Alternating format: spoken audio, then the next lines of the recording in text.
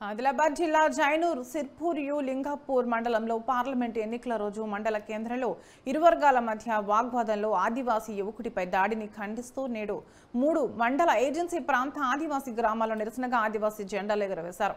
పల్లెలకు మైనార్టీ వ్యాపారులను నాయకులను ఎవరిని ఆదివాసీ గ్రామాలకు రానియద్దంటూ రాయ్ సెంటర్ ఆధ్వర్యంలో తీర్మానం చేయడం జరిగింది. ఈ సందర్భంగా జైనూర్ మండల కేంద్రంలో కొమరం భీం విగ్రహానికి పూలమాల వేసి నివాళులర్పించారు ఆదివాసీ నాయకులు.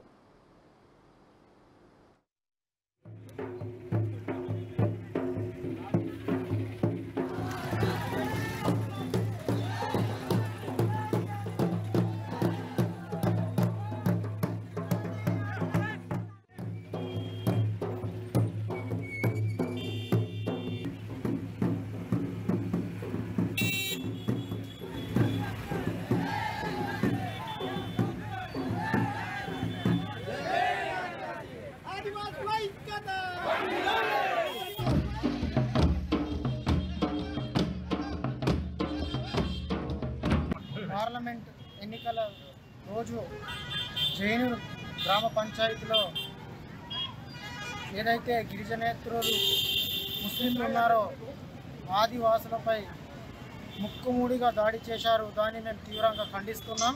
అదేవిధంగా మేము ఈ ప్రాంతంలో బతకడానికి వచ్చినటువంటి గిరిజనేతరులు ఎవరైతే ఆదివాసులపై దాడి చేశారో వాళ్ళను ఈ ప్రాంతం నుంచి తరిమేయాలని ఈ సందర్భంగా డిమాండ్ చేస్తున్నాం.